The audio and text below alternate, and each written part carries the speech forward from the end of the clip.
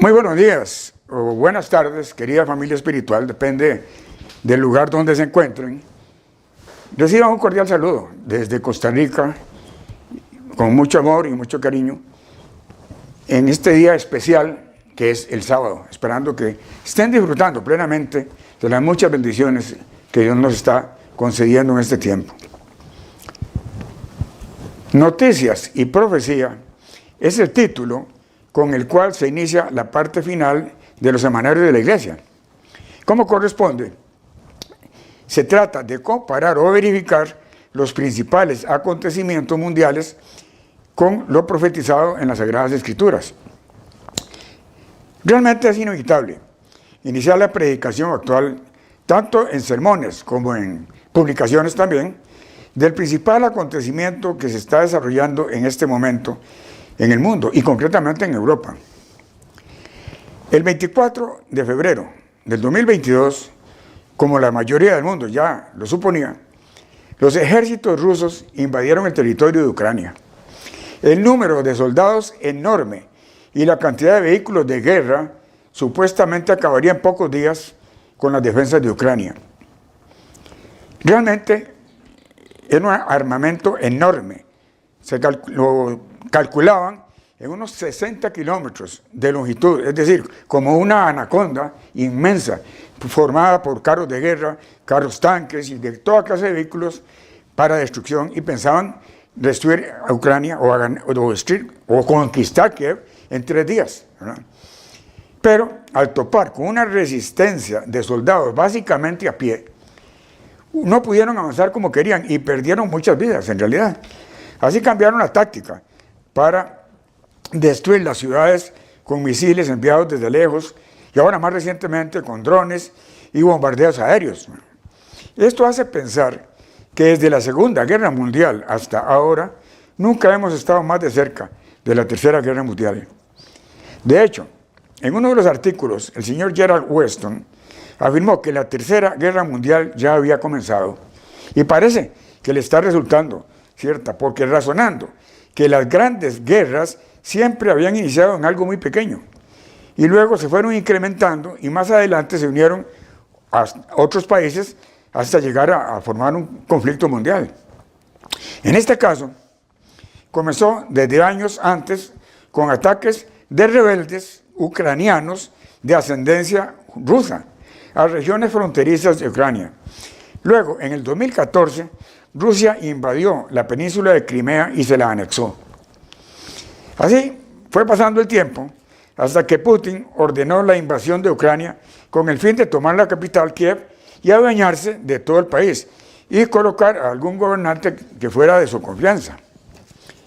Envió tantos miles de soldados y la maquinaria de guerra fue increíblemente grande que, como ya lo mencionamos, no pudo anexarse Ucrania en unos 3 días.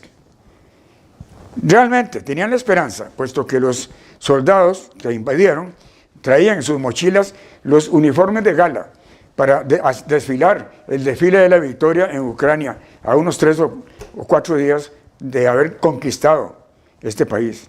Entonces el conflicto fue creciendo y por un lado vino el respaldo para Ucrania de varios países occidentales y por otro lado se incluyeron con ayuda directa a Rusia los países de Irán, Corea del Norte, Rusia y otros de menor escala. La situación es que en este momento en muchos países ya se habla de que la guerra mundial ya está a punto de declararse. Todos los días oímos en alguna noticia, alguien dice ya la Tercera Guerra Mundial está en ciernes. La idea de este sermón no es comentar o describir los detalles de la guerra, excepto considerar que, como en toda guerra, se sabe cómo comienza, pero no cómo va a terminar, ni quién va a ser el ganador o cuál de los bandos va a ser el que menos pierda. Entonces la razón de incluir estos comentarios es porque en las profecías se habla de guerras y rumores de guerras. Y dado que esta guerra se ha convertido ya en algo enorme, debemos considerar como una de las señales de los tiempos del fin. El mundo está gobernado por el príncipe de la potestad del aire, Satanás, Y la gran tribulación que se espera es causada precisamente por la ira de Satanás. Y aquí lo que estamos viendo es a un loco poseso del demonio asesinando a un pueblo de todas las edades, desde niños, gente normal, ancianos, gente civil. Es decir, está cometiendo atrocidades y terrorismo a un pueblo a quien él se describe como de su mismo pueblo. Se dice que alrededor de un 25% de la Biblia es profecía, hasta el más, tomando en consideración que la Biblia tiene una gran dedicación a la historia, también a las leyes, estatutos y decretos, así como ejemplos de conducta, instrucciones, y también para una vida digna. También como de muchas advertencias sobre consecuencias de la desobediencia. Y otras enseñanzas que se me escapan ahorita a la memoria, pero es fácil, por comparación, ver que la profecía ocupa un lugar de enorme importancia. Podemos hacer una diferencia entre profecías cumplidas y profecías que están cumpliéndose. Cuando consideramos las diferentes profecías que se han cumplido y apoyadas por la historia secular, hemos visto varias veces profecías de Isaías y Jeremías sobre el cautiverio de Judá en Babilonia y su liberación por Ciro de Persia, y cómo se cumplieron muchos años después con extraordinaria precisión. Esto nos sirve para darnos la seguridad de que la Biblia es realmente inspirada por Dios y, en consecuencia, que las profecías para el futuro se habrán de cumplir e incluso puede que se estén cumpliendo. Ahora bien, sabemos que el libro más vendido en toda la historia y que continúa siendo impreso en diferentes versiones e idiomas, siempre manteniéndose a la vanguardia en circulación, es la Biblia. Como es común, muchos solo la llevan debajo del brazo y muchísimos más ni siquiera la abren, pero sí cuenta con muchísimos lectores a lo largo y ancho del mundo. Pero la pregunta es, ¿la entienden? ¿La obedecen? La experiencia nos dice que muy pocos son los que obedecen y entienden generalmente solo los llamados por Dios y a quienes Dios les ha dado el Espíritu Santo. El apóstol Pablo le dirige una carta a la iglesia en Éfeso y veamos cómo se dirige a ellos. En Efesios 1, versículos 1 y 2. Efesios capítulo 1, versículos 1 y 2 dice: Pablo, apóstol de Jesucristo por la voluntad de Dios, a los santos y fieles en Cristo Jesús que están en Éfeso. Gracia y paz a vosotros de parte de Dios nuestro Padre y del Señor Jesucristo. Les llama santos y fieles. Esto se refiere a quienes han sido apartados por Dios para su servicio y que tienen fe y que por medio de esta fe tienen fidelidad en los caminos de Dios. Entonces, el apóstol les dice que ora por ellos, pero veamos en detalle. En Éfeso capítulo 1, veamos estos detalles. Vamos a ver, a partir del versículo 15, dice: por esta causa yo, habiendo oído de vuestra fe en el Señor Jesús y de vuestro amor para con todos los santos, no ceso de dar gracias por vosotros, haciendo memoria de vosotros en mis oraciones. Exalta aquí el apóstol Pablo la fe de ellos y su amor para con todos los santos, el amor de él para con todos los santos. Le da gracias a Dios por ellos y los recuerda siempre en sus oraciones. Veamos el versículo 17, dice: para que el Dios de nuestro Señor Jesucristo, el Padre de gloria, os dé espíritu de sabiduría y de revelación en el conocimiento de Él. Dice, para que Dios les dé espíritu de sabiduría y revelación en el conocimiento de Dios. De manera que aún en el caso de los verdaderos discípulos, de los verdaderos cristianos, en nuestras oraciones, debemos insistentemente pedir a Dios sabiduría y entendimiento. Versículo 18 dice, que Él alumbre los ojos de vuestro entendimiento, para que sepáis cuál es la esperanza a que Él os ha llamado, cuáles las riquezas de la gloria de su herencia en los santos. Dice, para que alumbre los ojos al entendimiento y sepamos cuál es la esperanza a los que han sido llamados. El gran panorama o esperanza es el gran galardón para quienes alcancemos la salvación.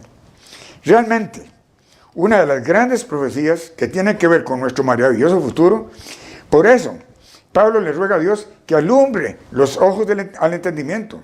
Es obvio que la llamada cristiandad del mundo jamás podrá entender estas maravillosas profecías.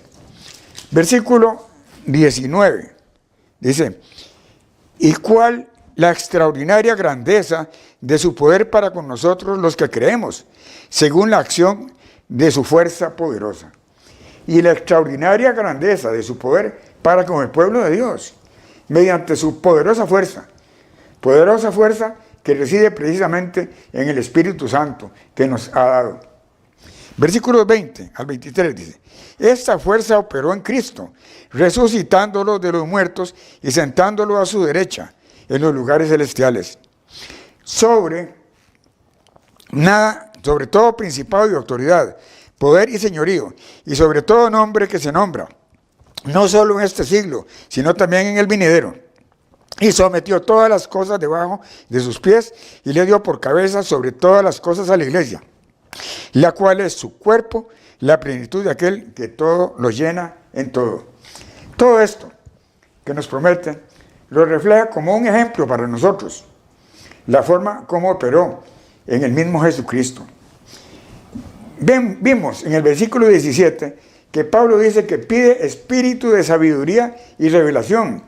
¿Y cuál es ese espíritu? Veamos en 1 Corintios, capítulo 2, versículo 10 en adelante. Dice, pero Dios nos la reveló a nosotros por el Espíritu, porque el Espíritu todo lo escudriña, aún lo profundo de Dios. Porque ¿quién de entre los hombres conoce las cosas del hombre, sino el Espíritu del hombre que está en él? Del mismo modo, nadie conoció las cosas de Dios, sino el Espíritu de Dios. Y nosotros no hemos recibido el Espíritu del mundo, sino el Espíritu que proviene de Dios, para que sepamos lo que Dios nos ha concedido. De estas cosas hablamos, no con palabras enseñadas por la sabiduría humana, sino con las que enseña el Espíritu, acomodando lo espiritual a lo espiritual. Aquí vale destacar que por medio de su Espíritu, del Espíritu de Dios, todo lo escudriñamos, dice, aún lo profundo de Dios. Vemos entonces que para poder entender realmente la Biblia y dentro de ella las profecías, hemos requerido que Dios nos conceda su Espíritu. Aquí mismo en 1 Corintios capítulo 2 veamos del versículo 6 al 9, dice, sin embargo, dice, hablamos sabiduría entre los que han alcanzado madurez en la fe, no la sabiduría de este mundo ni de los poderosos de este mundo que perecen, pero hablamos sabiduría de Dios en misterio, la sabiduría oculta que Dios predestinó antes de los siglos para nuestra gloria, a la cual ninguno de los poderosos de este mundo conoció. Lo dice muy claramente. Pueden tener miles de Biblias y no entienden. Porque si la hubieran conocido, nunca habrían crucificado al Señor de la gloria. Antes bien, como está escrito, cosas que ojo no vio, ni oído yo, ni han subido al corazón del hombre, son las que Dios ha preparado para los que lo aman. Claramente, vemos aquí que Dios da la sabiduría y el entendimiento a quienes han alcanzado madurez en la fe y a quien ninguno de los poderosos de este mundo, obviamente la mayoría de la humanidad que no tiene el Espíritu Santo, no les abre el entendimiento para comprender los misterios de Dios. Vemos los versículos un poquito más adelante, 14 hasta el 16, dice, pero el hombre natural no percibe las cosas que son del Espíritu de Dios, porque para él son locura, y no las puede entender porque se han de discernir espiritualmente. En cambio, el espiritual juzga todas las cosas, sin que él sea juzgado por nadie. ¿Quién conoció la mente del Señor? ¿Quién lo instruirá? Pues bien, nosotros tenemos la mente de Cristo. Aquí concluye este capítulo diciendo que quienes verdaderamente entienden la mente del Señor, su verdad y sus misterios, son quienes tienen la mente de Cristo por medio del Espíritu Santo. Pero, confirmemos, ¿a quién les da Dios su Espíritu? Bueno, en Hechos, capítulo 5, hemos leído muchas veces, versículo 32, donde dice: nosotros somos testigos suyos de estas cosas, dice, y también el Espíritu Santo, el cual ha dado Dios a los que le obedecen. O aquí está dice, o a los que lo obedecen. De manera que solo podemos contar con el don del Espíritu Santo en tanto que estemos en absoluta disposición de obedecer a Dios. Por eso, para poder iniciar la ceremonia del bautismo, es necesario que la persona haya dado frutos de arrepentimiento, lo que significa haber hecho cambios en su vida, pero bajo las leyes de Dios, dejando el viejo hombre para recibir el perdón de Dios durante la inmersión en la tumba de agua y resucitar como un hombre nuevo, como leemos en Hechos 2, 38, donde dice: Pedro le dijo, arrepentidos y bautícese cada uno de vosotros en el nombre de Jesucristo. Pero observemos que dice primero, arrepentidos, primero, dice, y bautícese cada uno de vosotros en el nombre de Jesucristo para el perdón de los pecados. Esto significa la inmersión en la tumba de agua, dice, para recibir el perdón de los pecados, y recibiréis el don del Espíritu Santo, que viene por la imposición de las manos. Concluyendo la ceremonia con la imposición de las manos para recibir el Espíritu Santo, como vemos en 2 de Timoteo, 2 de Timoteo, capítulo 1, versículos 6 y 7, dice: por eso te aconsejo que avives el fuego del don de Dios que está en ti por la imposición de mis manos, porque no nos ha dado Dios espíritu de cobardía, sino de poder, de amor y de dominio propio. Es decir, el cual ha dado Dios a los que le obedecen. Queda muy claro con todo lo leído que la única forma de entender plenamente las profecías es por medio del don que Dios les da a quienes ha llamado, han aceptado su llamamiento, se han arrepentido, obedeciendo a Dios sus mandamientos.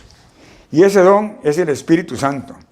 Razones claras que nos demuestran que la mayoría de la gente del mundo, aun cuando lean constantemente la Biblia, no tienen el don del entendimiento y la comprensión completa.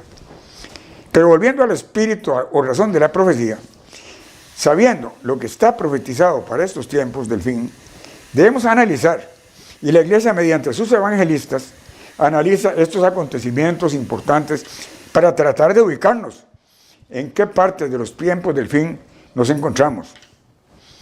Esta no es una labor fácil, incluso para los más estudiosos de la Biblia, porque como dijo Jesucristo, veamos Mateo 24 y versículo 36. Dice: pero el del día y la hora nadie sabe, ni aun los ángeles de los cielos, sino solo mi Padre. Solamente nuestro Padre Celestial sabe exactamente el momento en que se iniciarán estas cosas. Pero aunque parezca contradicción, leemos en Mateo, Marcos y Lucas la parábola de la higuera. Vamos a Lucas capítulo 21 y vemos en el versículo 29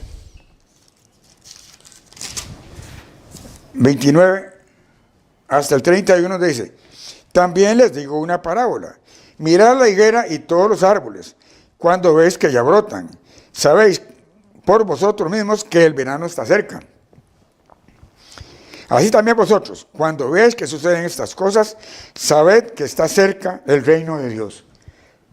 Cuando vemos, dice que suceden estas cosas que ha escrito en los versículos anteriores, que leeremos luego, y no es contradicción, porque como un privilegio para los entendidos, nos dice que al observar ciertos acontecimientos, vemos que está cerca el reino de Dios. Dice, está cerca, obviamente, no es un momento preciso, nada más está cerca. Por eso no hay contradicción. Como bien sabemos, La Biblia no se contradice. Tenemos entonces claro que solo Dios, el Padre, sabe el momento exacto del regreso de Jesucristo y el establecimiento del reino de Dios.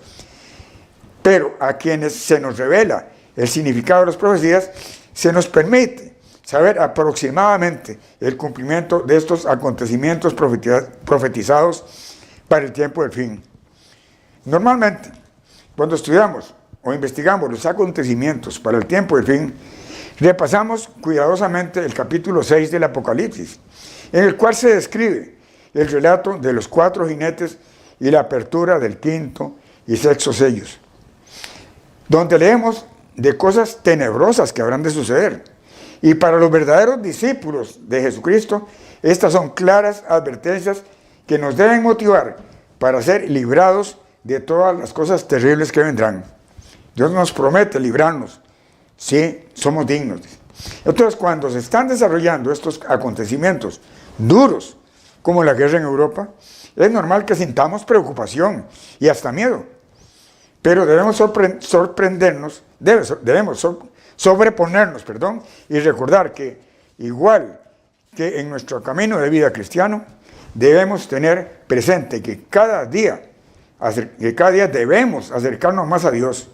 Y la forma de hacerlo es examinar cuidadosamente nuestra conducta y buscar lugares en los que podemos estar fallando y corregirnos de inmediato con la ayuda de Dios y del Espíritu Santo por medio de la lectura y repaso y estudio de la Biblia, también acompañado de un ayuno, para que así podamos ser, o se nos revele, se nos aclare la mente por medio del Espíritu Santo que mora en nosotros.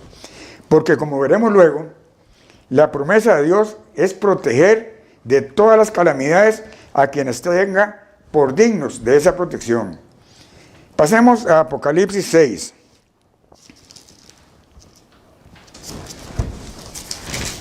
Apocalipsis capítulo 6, y luego haremos la comparación con Lucas 21 del capítulo 7, del versículo 7 al 10, de escrituras que se complementan y nos aclaran el significado de cada uno de los acontecimientos. Versículos 1 a 2 de Apocalipsis 6 dice: Entonces, dice, vi que el Cordero abrió uno de los sellos y oí a uno de los 4 seres vivientes decir con una voz como de estruendo: ven. Miré y vi un caballo blanco. El que lo montaba tenía un arco y le fue dada una corona, y salió venciendo y para vencer. El jinete del caballo blanco, luego identificado como el engaño religioso, pero además dice que tiene un arco, y salió venciendo y para vencer. Evidentemente, además de engañar con su religión, persigue y asesina a los verdaderos discípulos de Jesucristo. Versículos 3 al 4. Cuando abrió el segundo sello, oí al segundo ser viviente que decía: ven. Salió otro caballo de color rojizo o bermejo. Al que lo montaba le fue dado poder para quitar la paz de la tierra y hacer que se mataran unos a otros. El jinete del caballo bermejo o rojizo tiene poder para quitar la paz de la tierra, o lo que es lo mismo, para hacer las guerras y que se maten unos a otros. Lo que está ocurriendo en Europa parece que está simbolizado en este segundo jinete, porque también está ocurriendo en varios países de África, en el Oriente Medio, en muchos lugares. Vemos que la guerra está sucediendo, dice, y para que se estén matando unos a otros. Versículo 5 al 6 dice: cuando abrió el tercer sello, oí al tercer ser viviente que decía: ven. Miré y vi un caballo negro. El que lo montaba tenía una balanza en la mano. Y oí una voz de en medio de los 4 seres vivientes que decía: 2 libras de trigo por un denario, y 6 libras de cebada por un denario, pero no dañes el aceite ni el vino.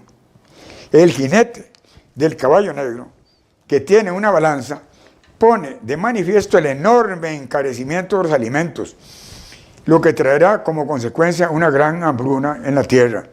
Ya en este tiempo hay mucha gente muriendo de hambre en el mundo. Y si no, veamos las noticias corrientemente de África. Y también podríamos agregar a mucha gente sufriendo terribles hambrunas en la franja de Gaza en este momento. Dice. También sobre la cantidad de niños que mueren diariamente de hambre. Y también podemos considerar, como dije antes, esta hambruna que está ocurriendo en el Oriente Medio. Versículo 7 al 8 dice, cuando abrió el cuarto sello, oí la voz del cuarto ser que decía, ven, mire, y vi un caballo amarillo, el que lo montaba tenía por nombre Muerte, y el Hades lo seguía. Y les fue dada potestad sobre la cuarta parte de la tierra para matar con espada, con hambre, con epidemias y con las fieras de la tierra. El jinete del caballo amarillo o pálido dice que su nombre es Muerte y que se valdrá de todo lo posible para matar a la cuarta parte de la humanidad. Pasemos entonces ahora a Lucas capítulo 21 para ver un poquito sobre estas situaciones. Y dice, los discípulos le piden señales a Jesús, realmente. Versículos 7 y 8, dice, le preguntaron diciendo, Maestro, ¿cuándo será esto? ¿Y qué señal habrá cuando estas cosas estén para suceder? Él entonces dijo, mirad que no seáis engañados, porque vendrán muchos en mi nombre diciendo, yo soy el Cristo, refiriéndose a Jesús, y el tiempo está cerca, pero no vayáis en pos de ellos. Los discípulos le piden señales a Jesús y les describe prácticamente en el mismo orden en que vendrán los 4 jinetes del Apocalipsis. Engaño religioso es el primero, vendrán hablando de Jesucristo, pero para sus doctrinas son engañados. En Mateo 24 dice que a muchos engañarán. Versículo 9 al 10 dice, cuando oigáis de guerras y de revueltas o rumores de guerras, no os alarméis, porque es necesario que estas cosas acontezcan primero, pero el fin no será inmediatamente. Entonces añadió, se levantará nación contra nación y reino contra reino. Recordemos que el segundo jinete tiene poder para quitar la paz de la tierra. Y aquí se nos habla de amenazas y guerras entre naciones. Y también se puede entender como guerras entre etnias. Sin embargo, aquí se nos incita a no alarmarnos, porque es necesario que estas cosas ocurran primero, como en el caso actual. Por eso decía antes, podemos sentir miedo, temor, pero también debemos tener la esperanza de que estas cosas se están cumpliendo, como el acercamiento del reino de Dios. Versículo 11.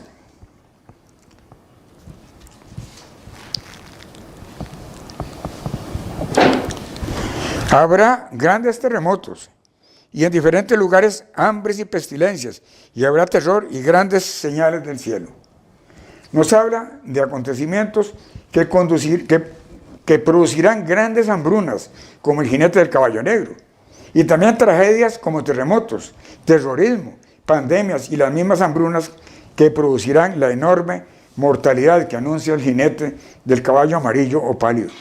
Y también nos habla de que habrá terrorismo, como ha ocurrido muchísimo en el siglo XX, y espantosamente mortífero, como en el mismo principio del siglo XXI, cuando vimos la caída de las Torres Gemelas y el ataque al Pentágono, allá en los Estados Unidos. Y ni qué decir en el Oriente Medio y muchos lugares de África. Y para no extenderme mucho, el ataque con explosivos a una central eléctrica nuclear en Ucrania ha sido considerado por las Naciones Unidas como un acto terrorista de parte de Rusia. En Mateo 24 también se describe básicamente en la misma forma la secuencia de sucesos que leímos en Lucas 21, pero en Mateo 24 y versículo 8 nos dice: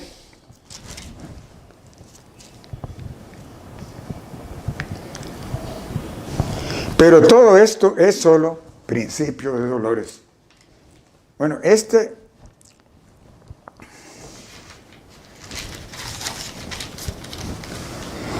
aquí se nos agrega entonces en Mateo, a lo que hemos estado leyendo en Lucas 21, que todo esto no es más que un principio de dolores. Pero en Lucas 21, versículo 12, leímos, dice, pero ante todas estas cosas os echarán mano, os perseguirán, os entregarán a las sinagogas y a las cárceles, y seréis llevados ante reyes y ante gobernadores por causa de mi nombre. Leemos entonces y destaquemos que antes de la aparición de estos 4 jinetes, antes de todas estas cosas, dice, os echarán mano, dice, os perseguirán, anunciando que habrá una gran persecución para la iglesia antes de la llegada de estos 4 jinetes. Continuando en Lucas 21 y versículo 12, de nuevo dice, pero antes de todas estas cosas, os echarán mano, os perseguirán, os entregarán a las sinagogas y a las cárceles, y seréis llevados ante reyes y ante gobernadores por causa de mi nombre. Pero esto os será ocasión de dar testimonio, o para dar testimonio. Proponeos en vuestros corazones no pensar antes cómo habréis de responder en vuestra defensa.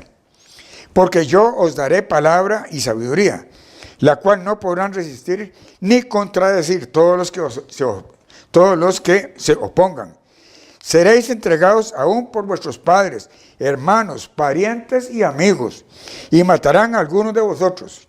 Seréis odiados por todos por causa de mi nombre, pero ni un cabello de vuestra cabeza perecerá. Aquí hemos leído sobre varias situaciones que ocurrirán durante la persecución de la iglesia, pero es necesario aclarar algo que parece contradictorio entre los versículos 16 y 18, porque en el versículo 16 dice, y matarán a algunos de vosotros, y en el versículo 18 dice, pero ni un cabello de vuestra cabeza perecerá. En el versículo 19 leemos, dice,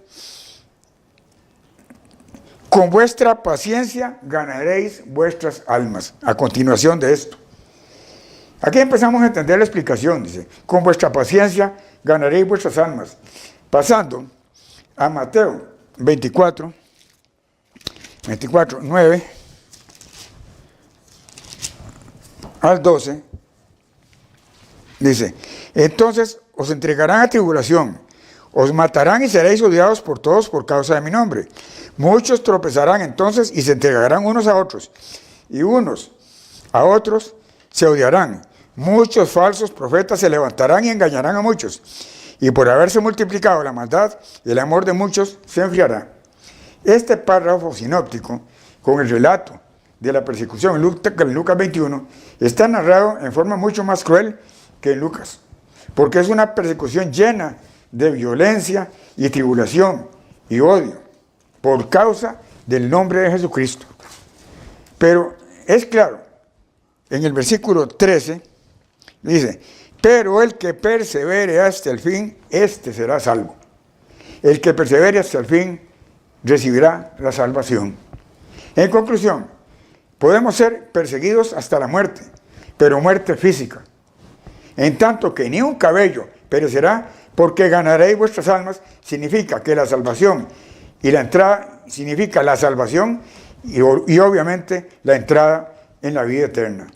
Volvamos a Apocalipsis capítulo 6.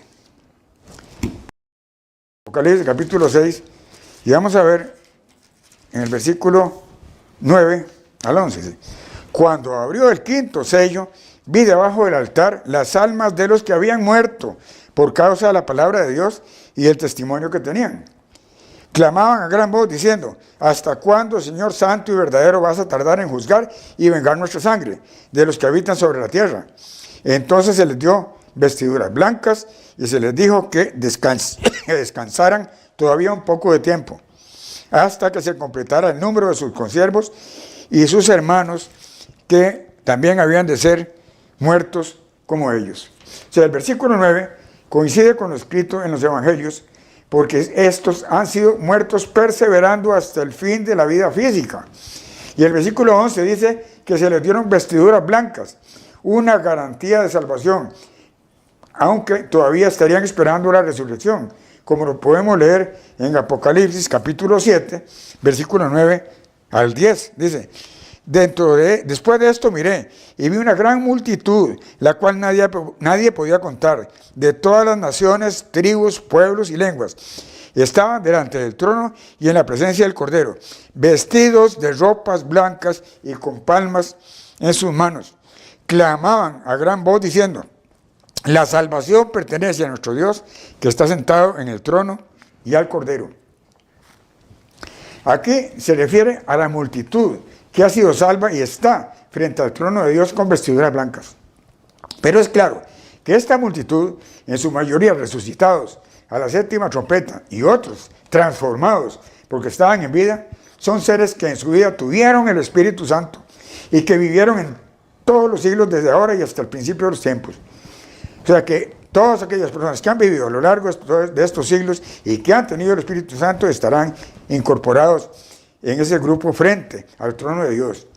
Viene entonces una gran persecución para la iglesia de Dios. Muchos perecerán, otros serán protegidos. Pero luego de la persecución y la aparición de los 4 jinetes, viene la gran tribulación y la ira de Dios. Apocalipsis capítulo 6, versículo 12 al 17 dice: miré cuando abrió el 6º sello y hubo un gran terremoto. El sol se puso negro como tela de luto, la luna entera se volvió toda como sangre, y las estrellas del cielo cayeron sobre la tierra, como la higuera deja caer sus higos, cuando es sacudida por un fuerte viento. El cielo se replegó como un pergamino que se enrolla, y todo monte y toda isla fueron removidos de sus lugares. Los reyes de la tierra, los grandes, los ricos, los capitanes, los poderosos, todo esclavo y todo libre, se escondieron en las cuevas y entre las peñas de los montes, y decían a los montes y a las peñas: caed sobre nosotros y escondednos del rostro de aquel que está sentado sobre el trono y de la ira del Cordero, porque el gran día de su ira ha llegado, y ¿quién podrá sostenerse en pie? Cuando, como también se describe en Lucas 21, del versículo 25 en adelante.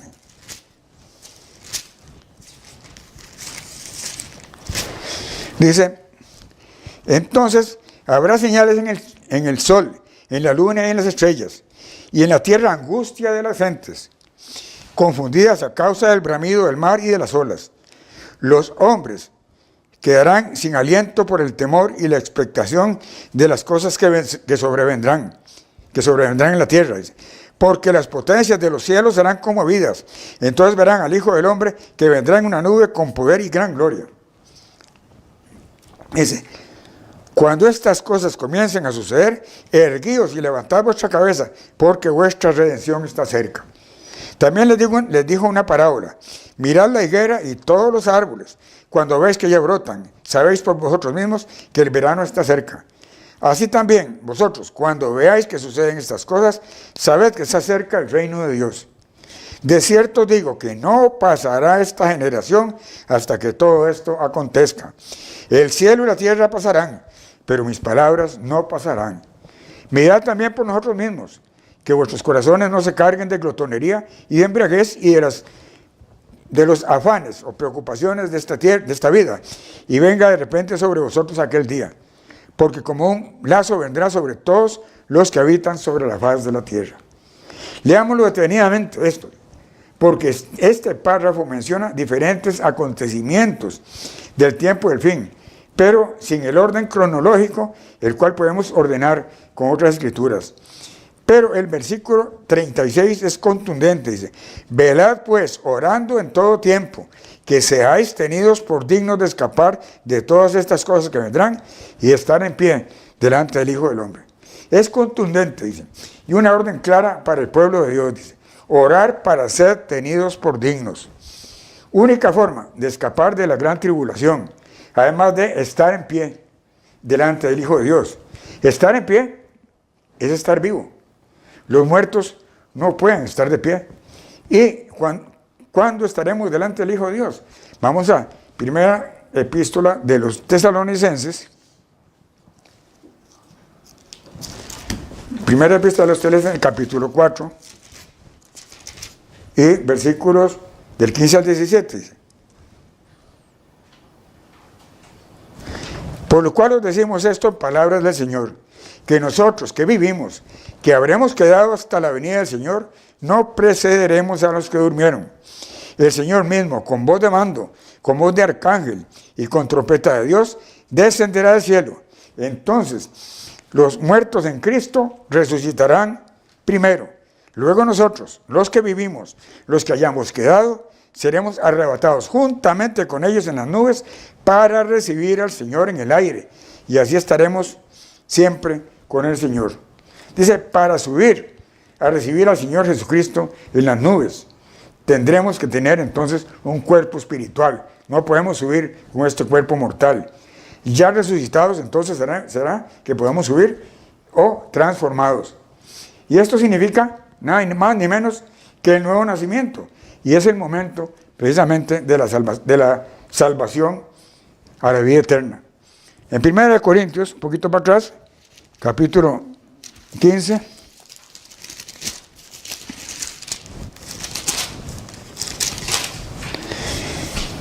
Versículos 51 al 53, leemos, dice. Os digo un misterio, no todos moriremos, pero todos seremos transformados.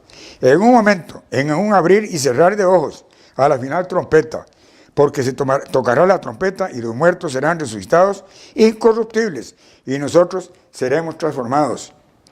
Pues es necesario que esto corruptible se vista de incorrupción, y que esto mortal se vista de inmortalidad. ¿Sí? A la final trompeta ocurre eso. ¿Sí? Y cuando subamos hasta el tercer cielo, estaremos en pie delante del Hijo de Dios. Para esto tenemos que ser dignos. Es decir, tenemos que ser calificados de seres con la dignidad suficiente para presentarnos delante del Hijo de Dios. Dice, pero el que persevere hasta el fin, este será salvo, leímos en Mateo 24. Y comparemos con Apocalipsis 3.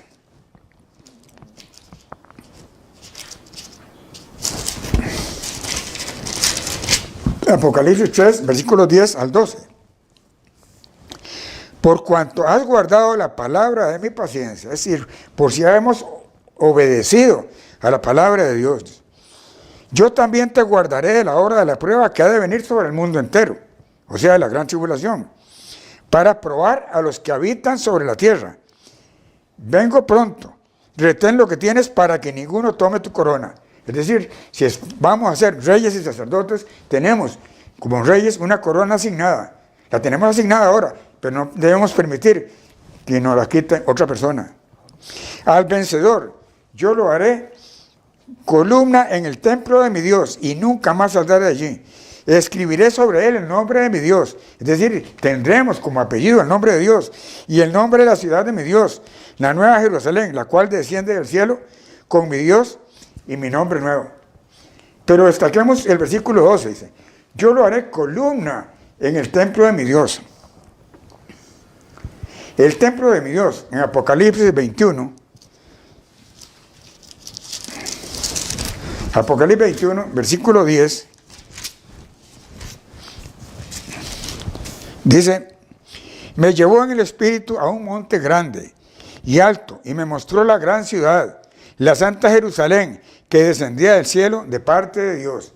Y pasamos al versículo 22, dice, en ella no vi templo, porque el Señor Dios Todopoderoso es su templo y el Cordero. El templo en la nueva Jerusalén que desciende del cielo está formado por Dios el Padre y su Hijo el Cordero. Y nosotros, dice, nos promete que seremos columnas en su templo. Columnas en su templo es lo más maravilloso de la salvación y que ocurrirá a la séptima trompeta. Reyes y sacerdotes seremos. Y luego columnas en el templo de Dios por una eternidad. ¡Qué galardón más maravilloso como lo reconocía Moisés cuando fue motivado a dejar todos los deleites de palacio para servir al pueblo esclavizado de Dios! Veamos a Hebreos capítulo 11 y versículo 23. Dice, por la fe, Moisés, cuando nació, fue escondido por sus padres por 3 meses, porque lo vieron niño hermoso y no temieron el decreto del rey. Por la fe, Moisés, hecho ya grande, rehusó llamarse hijo de la hija del faraón, prefiriendo ser maltratado con el pueblo de Dios antes que gozar de los deleites temporales del pecado. teniendo por mayores riquezas el oprobio de Cristo que los tesoros de los egipcios, porque tenía puesta la mirada en el galardón. Pero hay que cuidarlo, hay que cuidarlo. Primera de Tesalonicenses, capítulo 5. Primera de Tesalonicenses, capítulo 5, y versículos 19, leemos: no apaguéis el espíritu, no menospreciéis las profecías. Es decir, tenemos que cuidar el Espíritu Santo que está en nosotros, no lo apaguemos, tenemos que revivirlo o avivarlo. No menospreciéis las profecías, examinadlo todo, retened lo bueno, absteneos de toda especie de mal, que el mismo Dios de paz os santifique por completo, y todo vuestro ser, espíritu, alma y cuerpo, sea guardado irreprochable para la venida de nuestro Señor Jesucristo. Fiel es el que os llama, el cual también lo hará. Y veamos también Apocalipsis 3, donde estábamos, versículo 11. Dice: vengo pronto, dice, retén lo que tienes para que ninguno tome tu corona. Dice, que nadie te reemplace en el futuro como rey y sacerdote. Veamos entonces el consejo de David a Salomón cuando le entregó el reino en Israel. Vamos al primer libro de Crónicas, capítulo 28 y versículo 9. Dice David a Salomón: y tú, Salomón, hijo mío, reconoce al Dios de tu padre y sírvele con corazón perfecto y con ánimo generoso, porque el Eterno escudriña los corazones de todos y entiende todo intento de los pensamientos. Si tú le buscas, lo hallarás, pero si lo dejas, Él te desechará para siempre. Este es un consejo para todo aquel que va a ser rey en el reino de Dios. No hay que despreciar y ver cuál es el intento de nuestros pensamientos, porque Dios lo sabrá. Siempre en este camino de vida debemos estar buscando a Dios en todos los actos de nuestra vida. No somos la misa del sábado, como muchos creen. Nuestra entrega y sumisión al Padre y Jesucristo es la constante en la vida. Digo, no veamos la misa del sábado, porque he visto, ejemplo, no me gusta regañar ni esas cosas, pero sucede que a la iglesia llegaban muchas personas que han venido de una iglesia protestante o de la iglesia católica, donde ellos dicen o decían que guardaban el domingo, pero no es cierto. Ni van a... Lo único que hacen los evangélicos es el culto del domingo, y los católicos la misa del domingo. Por lo demás no guardan nada, hacen todo lo demás. Entonces, hay personas que creen que los servicios del sábado en la iglesia lo único que hay que hacer es el sábado para guardarlo. No, se trata de guardar las 24 horas que corresponden al día sábado. Por eso dice, no somos la misa del sábado. Nuestra entrega y sumisión al Padre y Jesucristo es la constante en la vida. Hemos visto lo que representan los 4 jinetes del Apocalipsis y que los males que traen se darán juntos luego de la persecución de la iglesia y antes de la gran tribulación. Pero en diferentes ocasiones, a lo largo del tiempo del fin, considerado el tiempo del fin como los últimos 2000 años, hemos visto engaños religiosos, persecución de la iglesia, hambrunas y epidemias, que nos sirven de ejemplo o demuestran lo terrible que será ese llamado tiempo de dolores. Desde los primeros años de la iglesia del Nuevo Pacto, vimos que conforme crecía el número de los discípulos o cristianos, se daba una gran persecución. El mismo apóstol Pablo, antes llamado Saulo, perseguía con saña a los verdaderos discípulos de Jesucristo, hasta que por decisión del mismo Jesucristo fue llamado milagrosamente y a la fuerza a la conversión.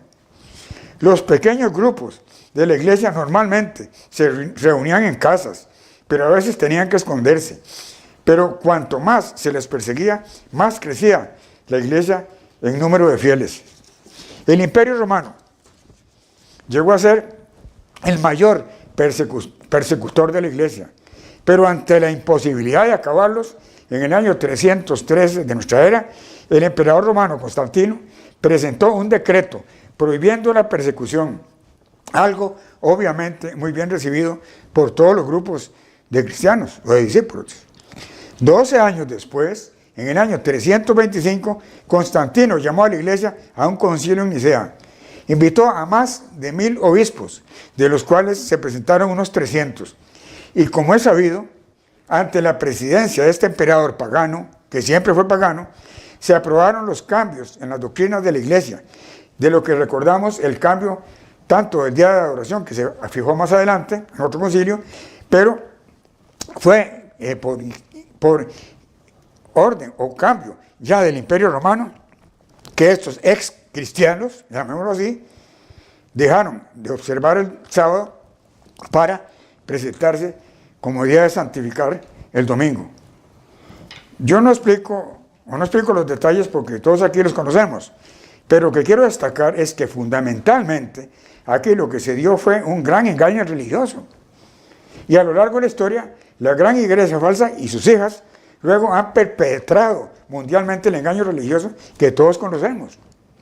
También vimos las persecuciones terribles a lo largo de los siglos, como ya mencionamos antes, desde los primeros días de la iglesia verdadera, pero más adelante, los anteriormente cristianos convertidos a la iglesia falsa, siguieron persiguiendo a los discípulos verdaderos, quienes tenían que huir a veces a montañas, cavernas o alejarse a otras regiones. Recordamos también la persecución y asesinatos terribles de las congregaciones de los valdenses, en sus principios dirigidos por Pedro Baldo, y crecieron tanto como a unos 30.000 miembros, que entre el Papa Inocencio y el rey de Francia los persiguieron y asesinaron hasta casi extinguirlos. Muchos murieron, los crímenes terribles, especialmente contra las mujeres. Otros regresaron a la iglesia falsa, por miedo. Los que se lograron mantener fundamentalmente huyeron hacia Inglaterra, al sur, en la región de la Anglia, donde estuvieron unos 2 o 3 siglos también. Luego viene la persecución por la iglesia de Inglaterra y prácticamente toda la iglesia huyó hacia los Estados Unidos. La historia los recuerda como los peregrinos de Plymouth o los Pilgrims en inglés. Hay pruebas de ello, hay pruebas de esto en edificaciones y muchas historias en los Estados Unidos. Posiblemente a muchos de los sacrificados en todos esos años es muy posible que sean a quienes se refiere Apocalipsis 6 al 9. Apocalipsis capítulo 6 y versículo 9 dice: cuando abrió el quinto sello, vi debajo del altar las almas de los que habían muerto por causa de la palabra de Dios y del testimonio que tenían. Los que habían muerto por causa de la palabra de Dios. Tenemos persecuciones, engaños religiosos, guerras, hambrunas y muerte. Todo esto a lo largo de los años, pero nada comparable con lo que vendrá en el futuro. La próxima persecución y la llegada de los 4 jinetes del Apocalipsis. Tengo que recordar una historia, porque también hemos visto prácticamente un adelanto de la gran tribulación, como ocurrió en la Segunda Guerra Mundial en Europa. Había una señora en Costa Rica, ya lo he contado mucho tiempo antes de aquí, en Costa Rica, la señora Lotka Edelman de Rubinstein, que fue la última sobreviviente de los campos de Auschwitz, y que una vez liberados, ella venía un poco enferma, tenía una hermana en Costa Rica y vino a vivir a Costa Rica, aquí se casó, aquí tuvo sus hijos, y era una persona con mucha paz, muy buena. Ella decía que no tenía enemigos, que ella no malquería a nadie. Tanto me decía que tengo amigas alemanas. A ella le gustaba leer y visitaba una librería que era de unas señoras o de una familia alemana, la librería Lehmann, era el apellido, y ella lo visitaba y hizo mucha amistad con ellas. Dice, ellas tenemos mucha amistad, yo no odio a nadie. Pero, hablando de estas cosas, reconocimos y comentando con ella los terribles sufrimientos que tuvieron, lo que nos narraba ella de lo que vivió y vio morir, cómo vio morir a tanta gente. Era algo espantoso, sobre todo, y lo más terrible, que decía es que a uno le acaban por completo su propia voluntad. Uno no puede decir nada, no puede decidir nada por sí mismo, ni siquiera suicidarse, porque no había cómo, ¿verdad? Entonces ella decía, la voluntad queda en nada. Eso es lo peor que se puede sufrir. Hablando de esto, yo le decía, bueno, ustedes, yo no voy a menospreciar para nada los terribles sufrimientos terribles que ustedes vivieron, pero lo que ustedes vivieron en una región relativamente pequeña, que fue básicamente en Polonia y Alemania, ¿verdad? Esto va a ocurrir en todo el mundo y con más violencia. Y ella me decía, sí, lo creo, dice, pero gracias a Dios, dice, que para entonces no voy a estar viva. Es decir, hemos visto que estos asuntos que se están profetizando para el tiempo, hemos tenido muestras a lo largo de los 2000, mucho antes del tiempo del fin, que lo hemos considerado los últimos 2000 años. Los engaños religiosos, las persecuciones, las muertes, el hambre, todo ha ocurrido antes. Y entonces tenemos muestras de que esto va a ocurrir. Y cuando va a ocurrir como gran tribulación, y por eso se llama gran tribulación, es porque va a ocurrir en todo el mundo. Y entonces nosotros tenemos que prepararnos para ser dignos de escapar si es que vamos a estar todavía con vida. Y esto no lo está diciendo Jesús muy grande, de velar en todo tiempo, para ser dignos de escapar de todas estas cosas que vendrán y estar en pie delante del Hijo de Dios. Bueno, pero como digo también, hemos leído, de todo esto podemos ser librados conforme a las promesas de Dios, y entonces debemos concluir con el versículo ya leído, Mateo 24, 13, para concluir. Mateo capítulo 24 y versículo 13.